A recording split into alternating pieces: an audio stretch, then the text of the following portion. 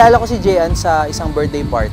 Nataon na yung classmate, nataon na yung isa ko sa mga kaibigan ko, kaklase niya.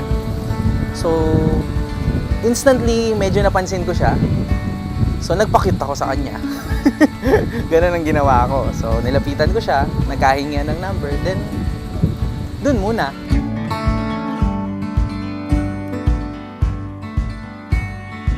Si Jean naman, cute siya nung nakita ko siya So, crush ko na siya. Kaya nga, kinulit-kulit ko na rin, tinext-text ko. Pero, for some weird reason, hindi nag-continue yung nangyayari. So, nagkaroon kami ng gap, means hindi na kami nag-usap. Then, after 2 years, tsaka kami nag-usap ulit. Nung time na yon, nagtatrabaho na kami nito. Nakita kami, nagkainuman ng konti. Tapos nag-offer ako na ihatid siya pa uwi. Kaso, medyo baguhan ako nagdadrive nun. Naisugod ko yung sasakyan sa baha. So, pumasok yung tubig. Sobrang nakakahiya, jahe talaga.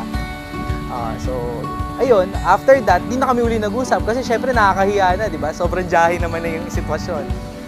So, dumaan yung taon, 8 years after, parang for some weird reason, piniem ko siya sa Facebook, kinulit ko, sabi ko, manood kami ng sine.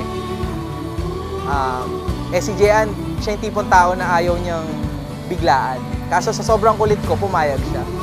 Pero hindi kami nakapanood noon, nag-milk tea lang kami. So, sabi ko nga, may gayuma yata yung milk tea. Kasi after that, parang sabi ko, gusto ko na talaga tong babae na to. So, yung ginawa ko, niligawan ko siya araw-araw yun for for a few straight weeks. Diniretso ko na talaga. Sinabi ko sa sarili ko na pag naging kami na, pakakasalan ko na kaagad. So, 1 year after, yun nag-propose na ako. Sabi ko, hindi ko na pakakawalan to. Ito na talaga.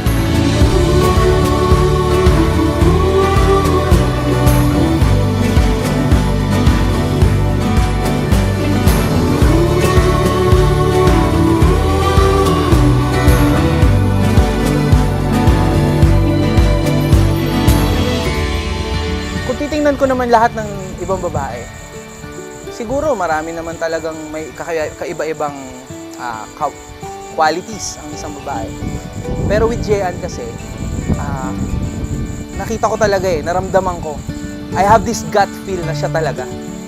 Na ito na yun With no amount of explanation, basta alam ko siya na.